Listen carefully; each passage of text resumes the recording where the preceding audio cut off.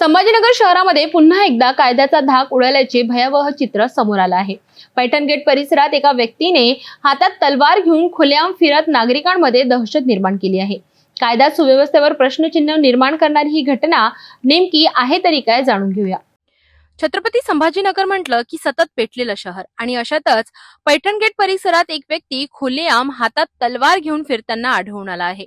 या घटनेचा व्हिडिओ सध्या सोशल मीडियावर व्हायरल होत आहे आणि त्यामध्ये स्पष्टपणे दिसते की ही व्यक्ती कोणतीही भीती न बाळगता शांतपणे तलवार फिरवत आहे। या प्रकारामुळे स्थानिक नागरिकांमध्ये भीतीचं वातावरण निर्माण झालं असून पोलीस प्रशासनावर पुन्हा एकदा प्रश्नचिन्ह निर्माण झालं आहे।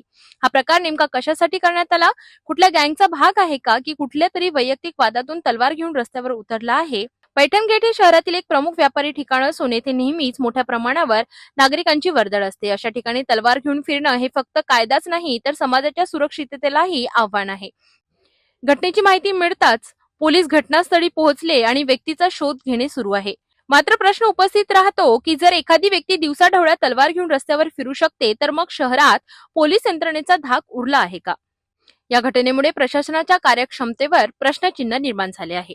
छत्रपती संभाजीनगरच्या पैठण गेटवर घडलेली ही घटना केवळ शहराचा कायदा सुव्यवस्थेची नाजूक स्थिती दाखवत नाही तर प्रशासनाला जागा करण्यासाठी गरजही अधोरेखित करते आहे।